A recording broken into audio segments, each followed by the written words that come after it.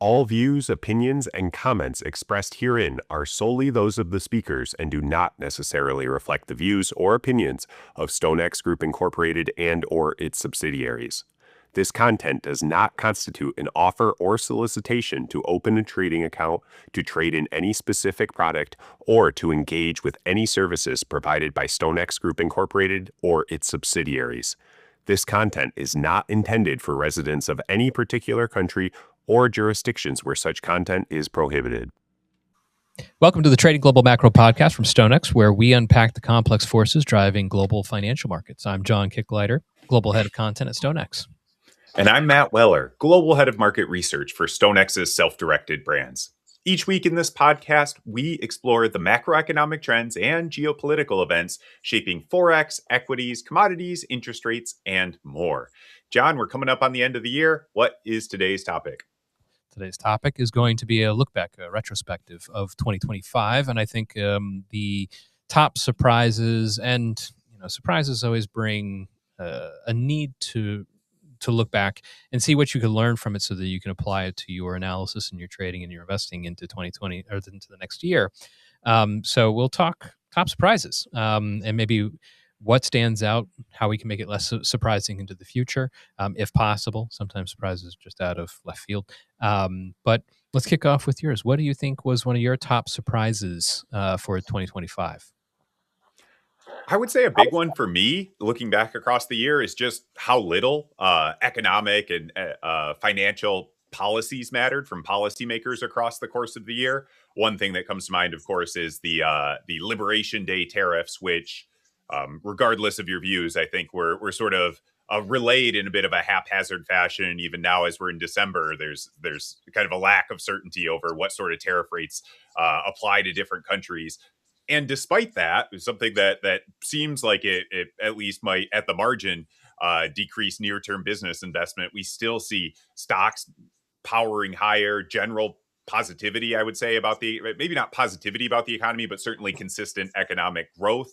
So if the stock market, if risk appetite can shrug off even some of these big changes in policies, at least relative to what we've seen. I think we're looking at the highest average tariff rate that we've seen in 100 years.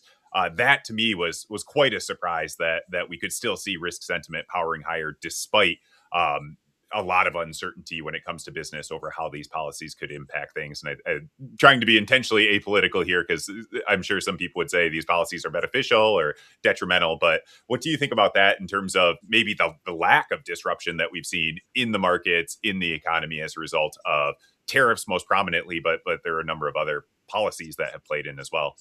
Yeah. You're making a good point. I mean, we did see the impact. You look back in April, there was a substantial shakeup with the tariff and Liberation Day and reciprocal tariffs, and then the subsequent reversal of those when the market started to cascade lower into a near bear market turn.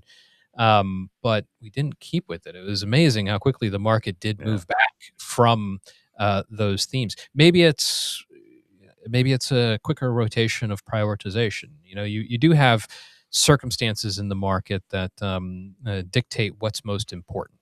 So you can look back over the years, and interest rates may be the most important thing, and then it might be growth potential, especially when recessions start to arise or the recession risk starts to arise. And then obviously tariffs came out of the blue. Well, not necessarily the blue. I think President Trump was really clear on his intent with that and his lead up to his inauguration. But perhaps it's a faster rotation of prioritization, and maybe it's just a bleeding of those priorities. Maybe we don't know what to prioritize. Maybe it's one theme versus another, and then you start splitting market sentiment if there's nothing consistent. So if you just don't happen to have, let's say there's recession concerns, interest rate cut concerns, and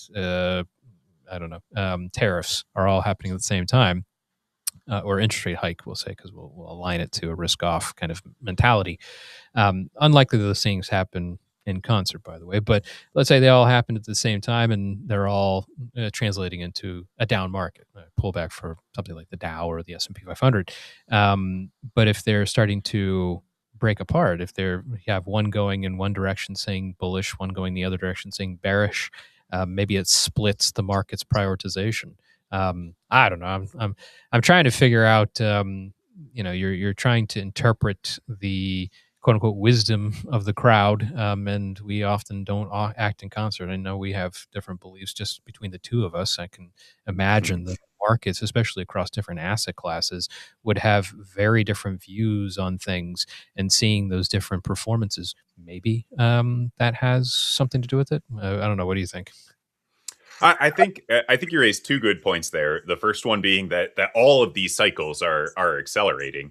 We've seen a couple of quick bear markets if in the S&P, or maybe 19% decline, so not a technical bear market depending on how you define it. But people they happen very rapidly, but then people got over them very rapidly. You've got the tariff scare there, which it seems like a blip now. It was 5 or 6 weeks, and then the stock market had recovered most of those losses. So I think that's a good point. And then to your other broader point, and maybe this just backs up what I'm saying, but against this backdrop, policy, it feels like, at least in the mind of investors, can't get in the way of ever rising profits and the focus on the AI trade that, at least for now, are driving markets higher. So I think perhaps I could modify mine to say something more along the lines of policy, at least for now, is in the background, and maybe we do, to your broader point, enter an environment in the future, whether that's 2026 or 2036, where policy is taking front stage because markets might be more vulnerable, might be more sensitive to some of these decisions. But certainly it was a surprise to me in 2025 how little some of these policies impacted markets because of the focus on the underlying economic growth and earnings growth. Absolutely, absolutely. And I think one of my biggest surprises is kind of a Mm-hmm. component of exactly that same thing. So when I take it down to a lower time frame, to like the daily or weekly, or starting to see, especially after the tariff fear and retreat, that there, after the fact, was a significant moderation in the reactionary element of the markets to key event risk. So even though tariffs, I think tariffs was a out of the blue thing. I wouldn't say a black swan; it's a gray swan. We had a good inkling that it was going to come, but oftentimes we think that normally a government wouldn't pursue it because its possible impact is so severe that they wouldn't dare to go after it. But obviously, the Trump administration, it doesn't have those qualms. But I think that the intensity of that shock and that big shakeout. So, to your point, I think close over close, close to close. I think the S&P 500 would just fell just shy of that technical bear market, 20% correction from record high closing, and it just after that is quiet. I mean, if you look at something like the average true range, I like to look at something on the basis of like a 5 or a 10. 5 ATR is 1 week, and 10 is 2 weeks. But the volatility of the market, the realized volatility, dropped off sharply after that. So it was a steady climb higher. And that's despite the fact that there was a lot of carryover of those uncertainties. We had situations like inflation picking up. That was a big worry for a number of months. We had non-farm payrolls trending lower, substantially lower. And we also had the government shutdown, for example, which is kind of like not a data component, but an event component. And what impact did that truly have to shake up the market? It really didn't. Not to say that it didn't move the market at all. If you look at the hourly chart after a non-farm payrolls, or you look at a 4-hour chart of I don't know, the dollar around the government close and shutdown and then reopening, you might see it in there, but it didn't really materially impact the trend, much less give a prominent swing. Because most of the time, my approach to markets is on the basis of maybe a 1 to 2 week time frame for a significant move, and then looking for those types of movements. And we just don't seem to be in those kind of market conditions, and event risk not reacting to those kind of those catalysts I think has been the biggest surprise that I've seen in the second half of, in particular, 2025. Maybe that changes in 2026, but to your point, I think the markets have to pick a lane fundamentally and decide that something is worth watching, whether it be bullish or bearish, but to carry the market to its next phase. Any other surprises from 2025? Yeah, my other big one, and it ties in with what we've been talking about so far. So there's a very logical progression to this, which we can't quite claim was entirely scheduled. But my other one was to be bombastic. I'd say it's sort of been the death of economic data, but maybe more to the point that the economic data that we've relied on for years, for decades, as a matter of fact, is frankly just it's getting more volatile. It's getting less indicative of underlying conditions, and a lot of that is because most of this stuff is survey based. That's how non-farm payrolls is determined. That's how certain elements of the CPI report are determined. Things like consumer sentiment reports, which I used to put, even at the start of 2025, I used to put a lot more stock into those, but just realizing how much they can fluctuate due to political leanings. And you pulled up a chart here for anyone viewing the video associated with this podcast, but you can see this is the U of M consumer sentiment report.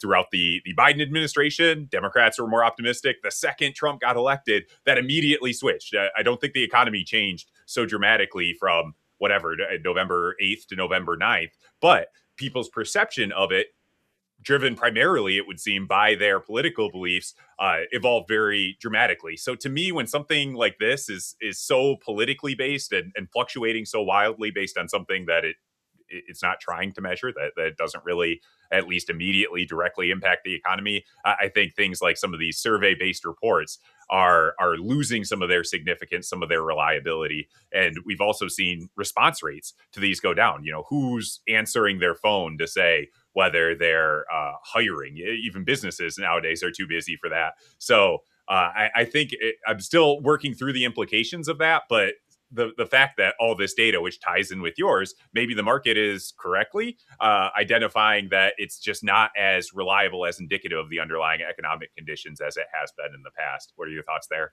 Yeah, very good point. And then we have situations where the president is aggressively calling out some of the data, like non-farm payrolls is wrong or inflation is wrong, and we have It probably is. It almost certainly is. Oh yeah, But it's already it's all survey for sure. But and then even taking us as far as suggesting that maybe we don't put out data as regularly as we have in the past. And I think he also proposed that for corporate earnings, which I don't think even the corporations were particularly keen on doing it every 6 months instead of every quarter. That does definitely play into the consideration. So that's a good point. And that's probably also adding to why that event risk is not generating as much confidence in the data itself. All right, let's leave the people with not just a lesson of the undercurrent. Let's also talk to, let's say, the market that most surprised us. I'll start. So I think one of the ones that most surprised me for the FX traders or observers out there, dollar yen. And it's because not as much of a surprise as that it is extremely conflicted.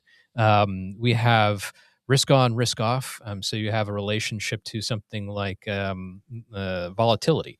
And every time volatility theoretically would pick up, carry trade would unwind, just like when volatility goes up, the S&P 500 unwinds.